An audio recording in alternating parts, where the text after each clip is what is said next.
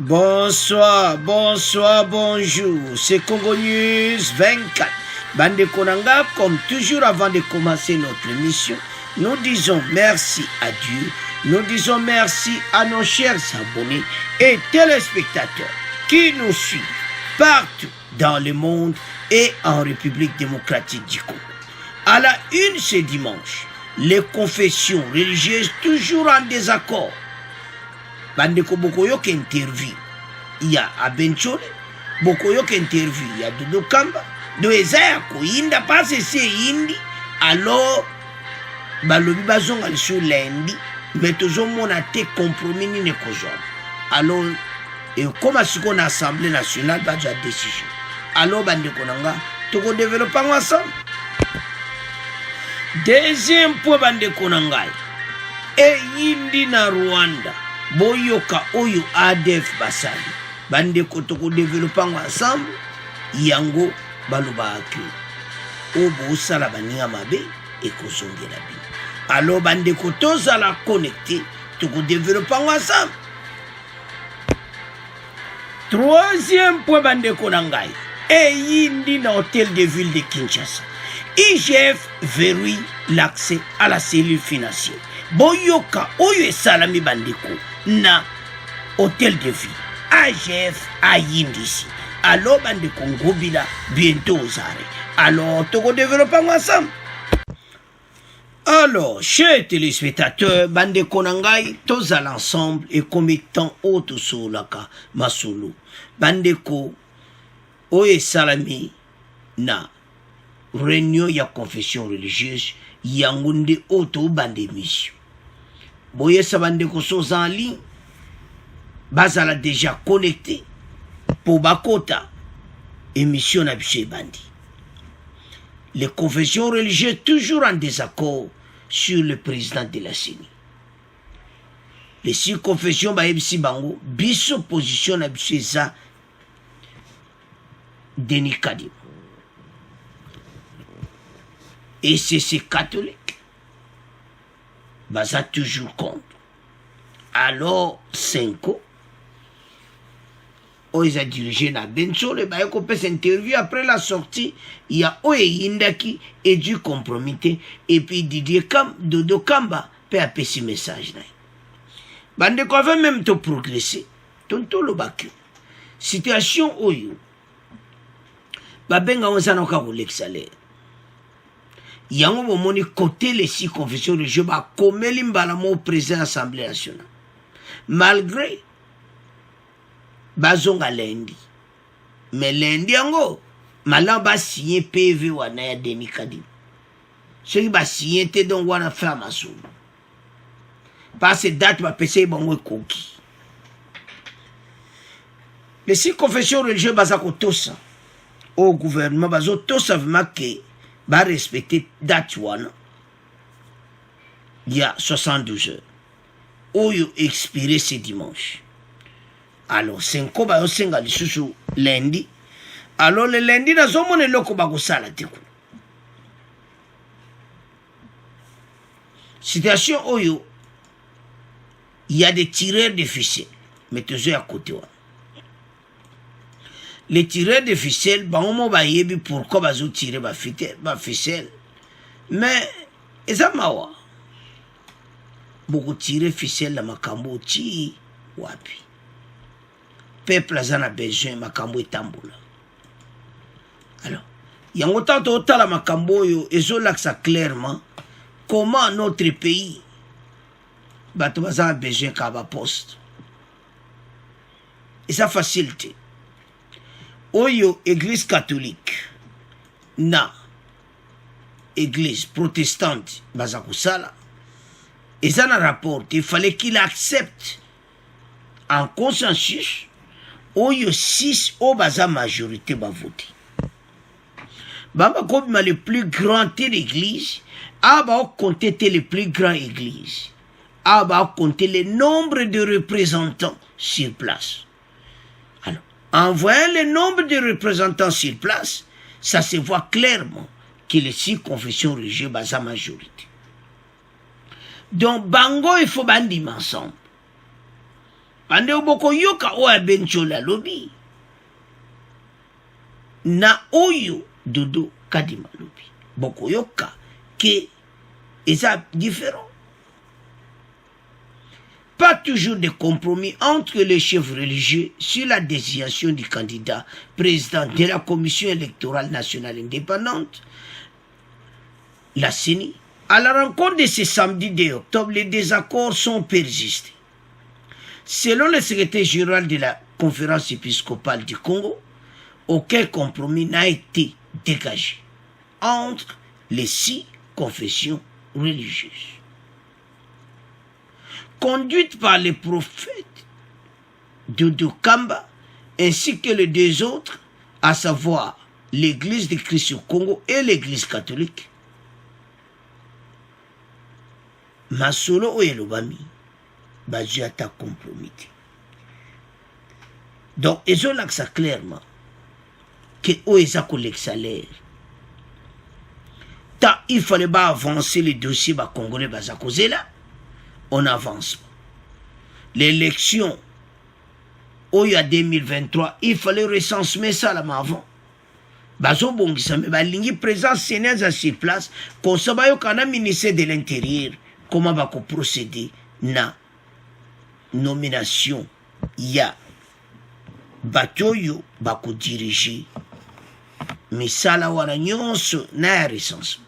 Mais tant que la CENI n'est toujours pas là, le président n'est toujours pas là, ça prend du temps. Eza soni. Yamoto oloba va tirer des ficelles, mais avant de continuer, Toyo Kanana Benchole, na Dodo Kamba, bon, to continuer mission na biso. Lutumba est devant ce micro pour la présentation de ce journal. Désignation du candidat président de la Commission électorale nationale indépendante et des membres de la plénière. La rencontre entre les chefs de la plateforme des confessions religieuses ce samedi 2 octobre ici à Kinshasa s'est terminée sur une note de divergence de pensée. C'est ce qu'a déclaré l'évêque Dodo Kamba, président de l'église de Réveil au Congo. De leur côté, la conférence épiscopale nationale du Congo, SENCO, et l'église du Christ au Congo, SCC, appellent à la patience pour trouver le compromis. Paul Matendo pour les détails. Pour la conférence épiscopale nationale du Congo, SENCO, et l'église du Christ au Congo, SCC, les discussions entre les chefs de confessions religieuses devront se poursuivre afin de trouver un consensus autour du successeur de Corneille Nangaa. Pour Abbé Donatien Cholet, secrétaire général de la SENCO, question de prendre un peu de patience. Prenons patience. Voilà. Jusqu'à présent, pas de compromis. L'avenir nous dira quoi? La prochaine étape? Dieu seul sait. L'esprit nous dira quoi le week-end? Ce n'est pas le point de vue des autres confessions religieuses. Pour Dodo Kamba, président de l'église de Réveil au Congo, une correspondance sera adressée au président de l'Assemblée nationale afin d'acter les conclusions de ces jours. Nous allons adresser une correspondance au président de l'Assemblée nationale lui répondant par rapport au travail que nous avons fait. Le reste, vous le saurez lorsque l'Assemblée recevra la correspondance. Quel peut être le contenu de la correspondance? Nous dirons à l'Assemblée nationale ce que nous avons fait comme travail et ce que nous pensons. C'est en contradiction avec l'Église catholique? En divergence de pensée, mais pas en contradiction. Entre-temps, une rencontre est prévue le lundi 4 octobre prochain, ont indiqué les 2 parties. Et puis alors, Bande Konanga, le lundi 4 octobre, divergence de pensée. Et que soukandeni lundi wa. Donc, au moins, clairement, que Benchole va comme na souka. Parce que que position y a 6 confessions qui ont changé. Donc, à Benchole, il y a comme une position que lundi, tant que vous avez kaka oui, tu signé PV Academy. Parce que Dodo Kamba reporté directement nyonso oele kaki dans une lettre à Mbosso koyebisa Mbosso ete penser na biso auto salaki mo travail au-dessus de salaki ezalaka ndenge wana pour awa il n'y a rien donc toujours tourner kakoro. Alors lobby eza mokola suka toyoka soyi bako signer PV wana parce que Dodo Kamba leba yaki les mêmes PV bakotsaki bazalaki na yango ete bango basinye yango masolo esala nini esila me bango basinye yango te soki bareporte lundi mpo bameka kokende kokanisa dimanche eza pasi le dimanche yango lelo mokolo bokoteya bato qu'est-ce que bokoza koenseigner peuple nini avec na baunion européenne nsima na bino baélection na bango kuna ozomwaki bapays européen balukaka lidusu mobe comme 5 ans afungoli bango porte boobservateur bango bapesa mbongo c'est ça alors bande consultation oyo tolobi ke seni eza indépendante mais tozomonake makambo wana ekoma nango na suka de toute façon parce nde tolandi bango mibale wana tocomprendre clairement ke makambo oyo alobi oke l'avenir nous dira quoi la bentioli eza soni alors le prophète de Dokamba a souligné que va adresser une correspondance au président de l'Assemblée nationale pour lui faire de leurs conclusions. Il faut la vérité, parce que bazomona ke bayawa mais résout le kanango kaka. Baokende gauche, tokende droite. Tokende gauche, tokende droite. Donc tozomona te. Alors, bande consultation eza mobulu. Toke sikona ba tirer de ficelle. Katumbi Fayulu alors bandeko bango mibale tozobenga bango bazolinga boyi kekende ka mbutu des ordres d'aller tokende la table négociation négocier avec qui message oyo tozotuna Katumbi et Fayulu négocier avec qui parce que tout ça, on a un message belé autour de la table. Sur quoi? Bon, ça va candidature na binomi balé, Fayulu et Katumbi. Allez, botiak ma candidature na comme président de la République. Total nana ko gagné. Il n'y aura pas de négociation, tout ça qu'une élection. Donc, on y a son batubazo yokayango et tout ça. Il n'y a rien. Parce que vont profiter na oezo le kanasini. Alors que seni masole c'est silaki. Bandeko, les 6 confessions, le bakozonga simati. Quelle que soit la pression, oezo wuta, et païa, ECC, Église catholique. Quelle que soit pression, wuta par la bango, bango bako cédeti. Bango ok de l'avant parce que bazomona ki makambo kozana una nzela pourquoi céder alors bandeko c'est ça et pas tout comme ba congolais tozomona na musika tout ce qui se passe tout céder parce que comme temps to avancer makambo oyo bandeko na ngai sur la CENI. Et un dossier moko se umeli. Et un dossier mo ba congolais basi balembi. Mais balo bali kambu et koma kana suka. Et comme temps oyo ba décision soit.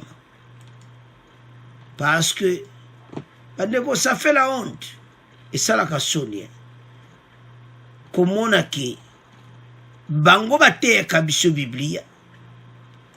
Mais baso kokate ko résoudre les cambouis. Et bao kokate sur quoi? Divergence de pensée zoya sur quoi?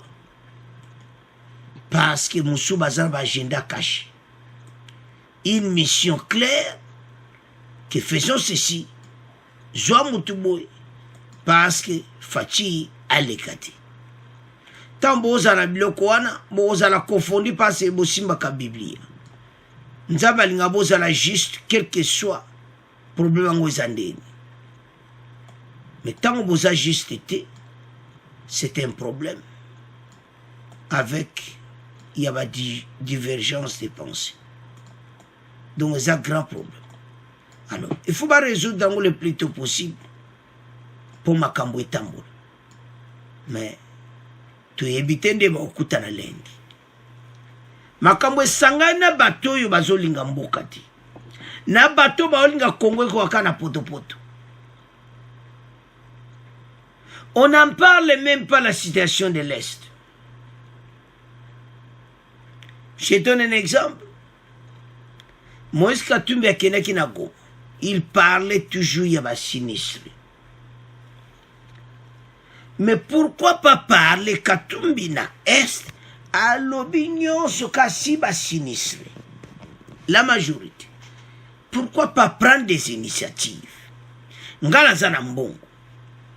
Tosomba ba avion de combat. Totia. Biso moto somba ba avion na biso. Ebele ba avion de combat. Ndenge Angola zara ba avion. Katumbi tia ba milliards de dollars na mesa. To avance mboka. Ils ne le feront pas. Pourquoi? Simple raison. La victoire à l'Est, ils considèrent comme la victoire de Fachi. Tu sais ce qu'il avait dit? Il y a un mona makambo au nyonso. Fachi avait dit ceci à New York. Que batu bazo mona ke makambo eza yangai. Eza yangate. Eza RDC mouvement. La situation à l'Est, toujours un deuxième point, ADF au Rwanda. Eza somme. Oh, ici, Indi. Alors, Fachi alobaki que ma confession religieuse bangaba okutana, il y a 6 contre 2.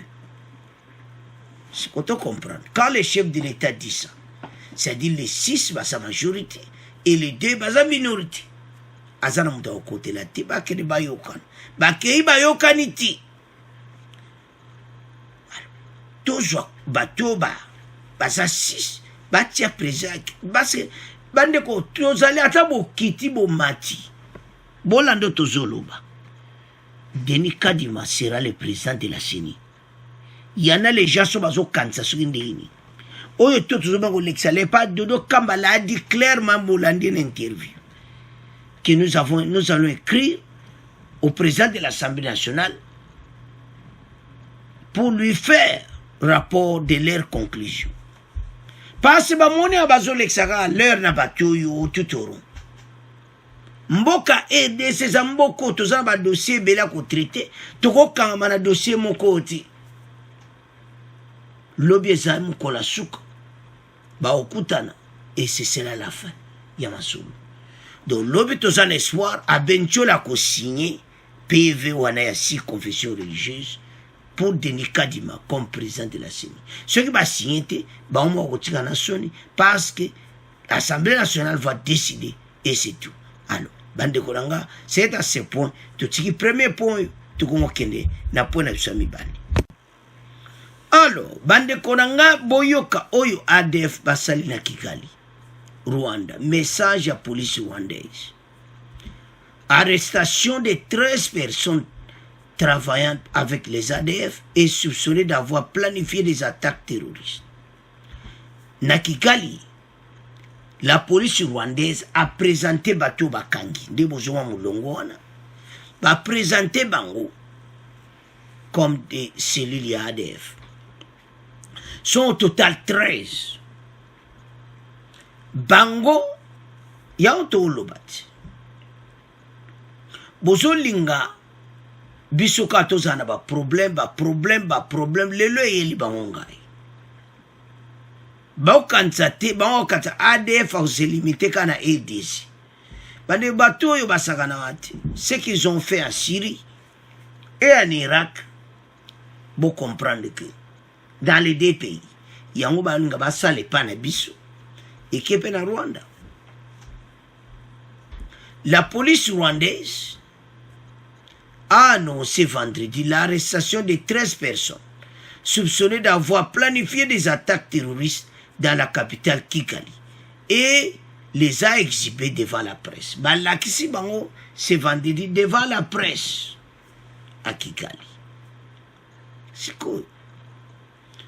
Oba Lubaka makambo yo ezai pana bisoti e katinga mbuti bawa moneka no ça va biso ça va tonyokola kaka ADC yango pe bakatinga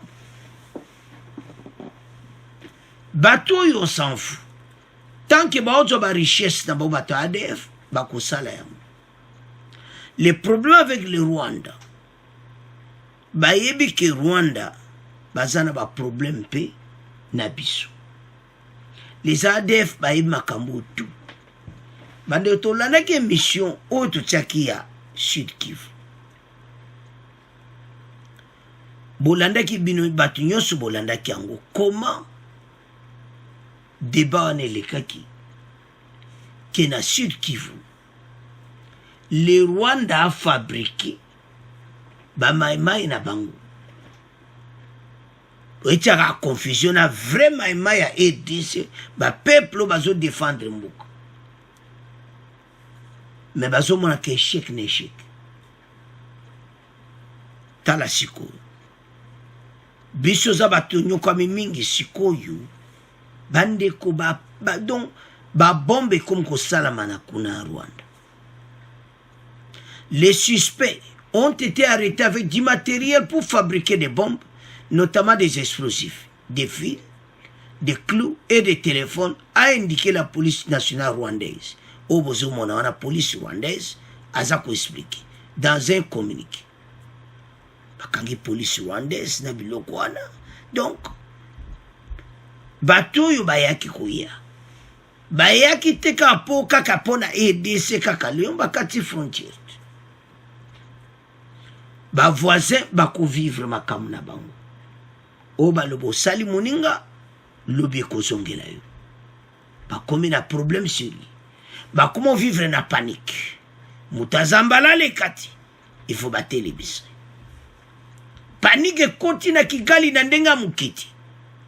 Tant déjà panique koti na Kigali kuna pesa yako. Bitoko tiele mne extrait.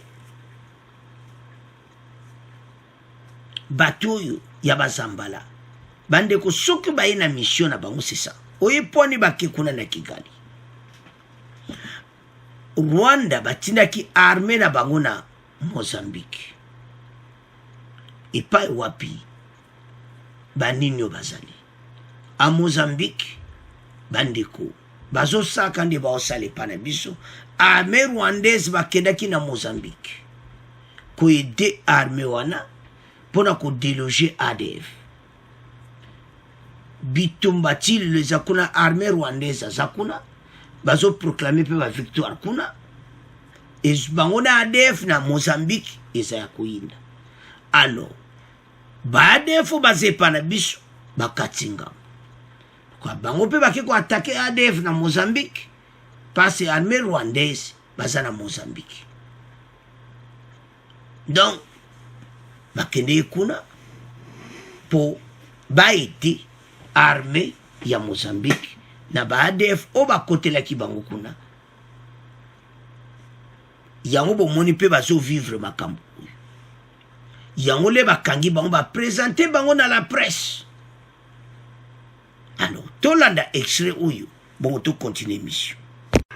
Rwanda elakisi bato 13 efundi na kobongisa ba attaque terroriste na Kigali. Polisi ya Rwanda elobi bato bango basalaka na batongolo meso ya ba ADF bayeba bomaka na est ya RDC. Alors tolandi biso nyonso wana bato 13 les 13 suspects. La police rwandaise a annoncé vendredi l'arrestation de 13 personnes soupçonnées d'avoir planifié des attaques terroristes dans la capitale Kigali et les a exhibées devant la presse. Bandeko, balobi ke baza bato yo bazo travailler na ADF au bazana ADC. Les investigations ont révélé que la cellule terroriste travaillait avec des forces démocratiques alliées ADF, a ajouté la police faisant allusion à un groupe actif dans l'est de la RDC, voisine du Rwanda. Après l'investigation, il y a en contact nabo basé par la biso. Voilà la situation. Maintenant, bazo vivre en haut. Les mêmes bango basés par la biso. Ba voisin balinga mboka na biso te. Makambo yo tout Bon balinga biso tozaka na potopoto siko tala opéré bango. Pourquoi bake ko attaquer kuna? Ezate ke po ba para biso non. Bake ko attaquer kuna parce que Rwanda ke ko bunda pe kuna na Mozambique. Et pas wapi bazo bunde armée rwandaise bakendeki kuna. Alors bango pe ba yefu ba nyingisa awa. Bande ko ADF you. Très compliqué. Les ADF étaient à l'origine des rebelles musulmans ougandais et sont maintenant présentés par l'organisation djihadiste État islamique comme sa branche en Afrique centrale. Et comme officiellement, il y a des djihadistes. Bandeko bata bazambala, oyo ça fait peur et ça passe pour la région en agnos. Rwanda ba comme un problème. Pourquoi ba lelo ba comme le bango pour les boye pour ba moni qui monte au pépeli et pas na bango. Moni. Ba on ba kanzai kaka voilà bisawa. Toi ma kasi uzaka na RDC et comme pe pas na bango. Ba okuta bonde ba osala ba bombo wana. Bande consultation oyo ozo passer na est. La complicité est totale. Et le résultat qui parmi les complices ya bande ko na biso moko. Bakati na Rwanda. O mona pe Rwanda pe bako sila na ba pe sili oyo kateke mutakufi. Pour bakanya ka me mutakufi te. Mais para biso batu okufa. Buzoba ya banani. Ya bo autorité oyo. Ya biso oyo ya force et au basala qui 20 ans à pouvoir. Basali 20 ans à pouvoir. Bazo te kamboka. Bazo te kamboka. Bazo mona kaka. Ah, voilà, il s'en fout. Tout ce qui s'est passé. À défaut. Tamba yaki na 2017. Tamba bande pena en 2017, 2018. Bato a dirigé Mboka. Au basala qui 18 ans. Mais ils n'ont rien fait. Et c'était aussi en complicité avec Bango voisin. Mais les voisins comme un dossier sérieux à traiter. Bande que va présenter qui Bango devant la presse, ça non boité devant la presse va présenter Bango. De Boulandi extrait wana. Les a exhibés devant la presse à Kigali. Ba investigation laxike basa en contact na boya biso na RDC ndenge batia ba bombe ba boma batu ba salamabe. Non, trop c'est trop. Et comme étant ba congolais ba télé. Tu kotika bateau les sous tamboité. Et so sala passe pe mawa. Mais mboka na biso to kozala ba lâcheté na ba station. To fungola miso. Et comme étant ba congolais nyonso miso ko fungwama. Situation oyo ezala résolu. Et puis dossier oyo. Parce que bango loko ba komi na ngambo. To yebite. Parce que tout le monde va présenter bango bien sûr. Ba ADF. Mais to yebite makamusu. Parce que nous avons la méfiance, c'est pas ma voisin. Quand ils apportent un dossier à la EDC, les Congolais se méfient. Pourquoi? Les passés, ils ont Mabe. Alors, maintenant, on va attaquer. Suite, ils ont donc, Kagame, na Batunaye, maintenant, comme il y a un dossier, il y a qu'à traiter. Parce que, tant que ça va bombe na kati, bombe a dû casser l'île, on a 13 personnes. Bah, il y a combien? Bango, ba accueillir batu ba wuti Afghanistan. Tango zo benga batu wana ba ye ba wuti Afghanistan ba ye kuna. Bino bo mona ke to yambi bango. Un jour pe ba sala mabe na RDC sala me pa na bino moko. Biso za to sambilaka. Mabe bo sa biso ekozongela bino. Ndenge mo na Uganda. Uganda va recevoir batu na Afghanistan. Kala mikolo mikele kika boui, ADF a nyingisi na Uganda.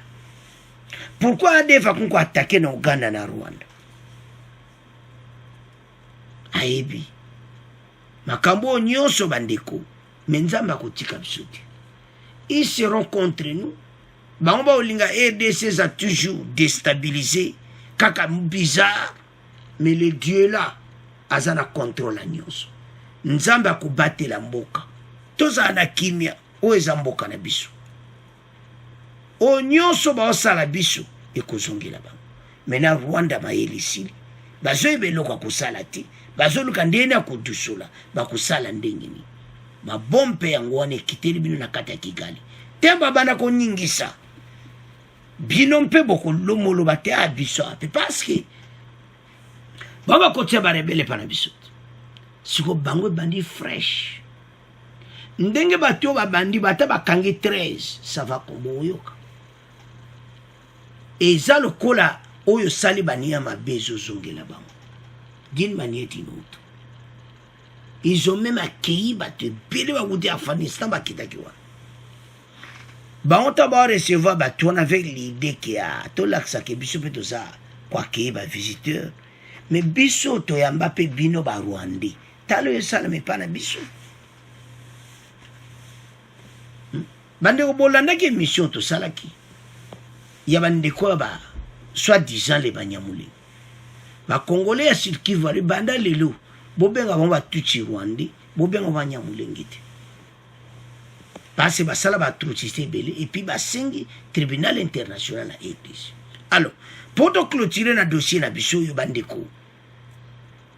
Rwanda maele sili. Siko ba komo kanse se ko sala mande sama na RDC. Alors, bandeko nangato komi na 3e point na biso o balobaka eyindeli ngobila. Donc oyo kake sange koti mobulu bandeko nanga. Donc Ngobila a commis un problème sérieux. Bandeko boyeba convoqué qui est le vendredi. Alors pour le moment, bureau ya oyo ministre des finances provincial, bureau wana bakangi yango. Tous les dossiers bakangi donc nde bozo mona wana cellule financière. Donc mutumota kota wana. Donc AGF akangi yango. Donc message wana eza clair. Donc mutumota koko kota place wana bandeko eza somo. Hein? Donc la cellule financière bandeko bakangi yango. Ngobila azana problème. Tozoye batendeni à résoudre le problème oyo bandeko. Donc eyindeli Ngobila. Donc mayele silié azo monate eloko nina kosala parce que bandeko tozo monaka ba okanga botanga ka oba komi na porte. Ce bureau comptable code est scellé par l'inspection générale des finances. Donc bakangi yango donde bozo mona to chewana po mutu nyonso atanga ke eyindeli. Donc bakangi yango alo bandeko tozomona Ngobila bientôt zare. Tu sais qui bino azaki convoqué na bureau à IGF. Donc tu sais ka chef bandeko soko talikaka origine PPRD. Donc basa bato basana ba problème bandeko. Donc nazomona te ndenge nini bakubika na dossier oyo. Parce que déjà ndeka bakangi bureau wana ya finance ya hôtel de ville dont mayu ya ezalaki coopérer na kati. Alors Ngobila zana problème sérieux. Donc la situation est comme Moubulu bandeko na ngai. Donc situation basa wana bazo recruter. L'IGF verrouille l'accès à la cellule financière de l'hôtel de ville de Kinshasa. L'inspection générale des finances vient de sceller la cellule financière de l'hôtel de ville de Kinshasa. La décision de cette institution de patrouille financière attachée à la présidence de la République intervient 2 jours après la séance de travail entre Gilles Alingete, chef de service de l'IGF, et le gouverneur de la ville de Kinshasa, Zedi Ngobila. Babeng Saki Bango Toyeb Sakibino. Tango bakomi, bakenaki bakonvoka yena ministre, na oyoka ministre ya finance provincial. Bakomi kuna batuni dossier eyindi, dossier eyindi, dossier eyindi. bandeko donc oyo kaka yindi na kati ya donc mobulu déjà ntango bakomi ka babi te bayeli ye ngai bayeli ye bamoni ke bango bakodeplace makambo ebele alors bakangi tout na kati ya biro ya Ngobila donc Ngobila aza na problème sérieux donc toyebi te nde na kobima na makambo bagouverneur nyonso bazoyiba bambongo origine PPRD soki tolobi yo pourquoi kaka PPRD ils ont gouverné mboka oyo pendant plusieurs années kaka koyiba eza mobulu. Alors la décision de cette institution de patrouille financière attachée à entre Gilles Alinguete, le chef de service de l'IGF, le gouverneur de la ville de Kinshasa, Zetine Ngobila Mbaka, qui était accompagné par le ministre provincial des Finances et son conseiller en matière de finances. Bazala Kikuna, Basololi et tout ça. Mais la décision quoi. Au cours de cette réunion, il était question de faire part à l'autorité urbaine des conclusions de contrôle, gestion effectuée par cette inspection auprès du gouvernement provincial dirigé par Zetine Ngobila. Bandeko, lettre Zoyaya, procureur. Ngobila bientôt aux arrêts. C'est pour cela, il fallait qu'on kangana no bureau oyo. Do bakangiango penda scellé. Ce bureau comptable code 0815 est scellé par l'inspection générale des finances. Interdiction de l'ouvrir sans la présence des inspecteurs des finances. Soki baye na kati hôtel de ville bakangi bureau boy. Ngobila mayele sili azoebeloka kosala te alo bandeko eza somo eza ya koyinda esi eyindi. Au cours de cette réunion, il était question de faire part à l'autorité urbaine ba conclusion oyo bango basalaki ntango bayaki bayebisi Ngobila tala mbongo boye ezati Ngobila tali likolo atalise abienga ye na ke prison okende prison ko bandeko eza pasi pe mawa. Le contenu de cette mission n'est pas encore filtré. Cependant, des sources proches de l'inspection générale des finances renseignent que le manque de transparence dans la gestion des finances publiques et des détournements de fonds seront parmi les principaux motifs de cette décision. Alors, détournement. Ngobila, détournement. Donc, bandeko. Et c'est lui. Donc, Ezamawa. Alors, bandeko, tango to moni boy. Donc, Ngobila bientôt aux arrêts. Détournement de fonds publics. Tango boyiba mbongo à l'État. Okufuta. Hein? Donc, situation est comme Mobulu. Parce que d'abord, bakangi bureau, la cellule financière, IGF a kangiango. Bazo yiba bambon, ya l'État, Ngobila.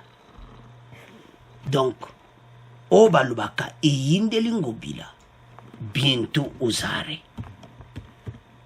Tout ça est batté, Akobimelangonde. Parce que déjà, moni tout. Tant qu'on bon à l'été bimi, sans permission. Donc, ils ont moins clairement que baso kangaye détournement des fonds publics. Donc, détournement salami. Alors, où est-ce bon à l'état? Tant qu'on y va kangayo. C'est pour cela que bakende kikuna. Situation toloba tolo mbana mbala bato a PPRD bato yo Ngobila yebagite oezo ya nasima te sabino ka tozane union sacrée bako kanga yo Ngobila zane union sacrée mais yangonde et sauvé dit azo kende ba convoquer a kene ko samba mais des awana rapport bazo pesa directement. Le manque de transparence dans la gestion des finances publiques, des détournements de fonds seront parmi les principaux motifs de cette décision. Alors, situation yango. Si on va Congolais, tant que tu es bino, Kemboke est changé. T'as la fatina et qu'on façonné inspection générale des finances. Et bandakala, mais fatia komisiango et loko moko ya sika. Oyo Congolais nyonso ako se retrouver. Alors, bandeko, botala siko. Et pas makambu ekomi. Sikoyo akoloba nini? Ndenga zawana mayele sili. Azomone loko nil bako salati. Parce que mbongo à l'État, il faut monana. Alors, siko bandeko, dossier otozolo bambana mbala. Que batu bazo yiba mbongo à l'État et comme tabakanga kanga bango. Sikoyo ngobila ezomwana clairement yaya baokangai. Bandeko soki biro bakangi yango ndembo zomona wana elobi makambo ebele. Ce bureau comptable code est scellé. Bakangi yango mutakota te mutabima te. Donc eza bloqué mutakota kuna te kaka ba inspection générale des finances. Mayuya. Ah, détournement des fonds publics et yindelingobila bientôt aux arrêts. Parce que bandeko eza mbongo à l'État. Mbongo oyo tango bango bazo sala ba mayuya wana bazo yeba te oyo kosalama. Bazo yeba te ke IGF akoya. Bayeba kite bayeba ite ki kokoma na niveau oyo. Chetinungo bila andima kite ke lelo oyo situation ekokoma na niveau oyo. Mais mipeko koi IGF ayindisi et comme étant sikoyo bafuta mbongo ya ba Congolais. Bandeko batoyo tango bayibaka ba mbongo oyo na yebaka te. Alors sikoyo tokomozela kaka lettre à procureur ngobila aux arrêts. Alors bandeko na ngai totika ngona bino gendarme asali masolo. C'est à ce point que comment clôturer mission à Bissou. Bon abonner massivement. Au revoir. À la prochaine.